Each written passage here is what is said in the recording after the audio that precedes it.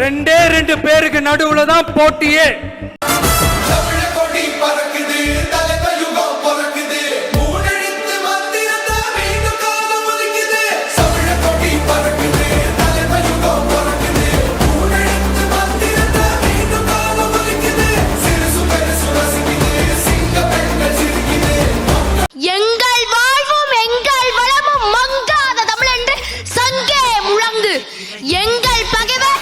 எங்கோ மறைந்தார் இங்குள்ள தமிழர்கள் ஒன்றாதல் கண்டேன்.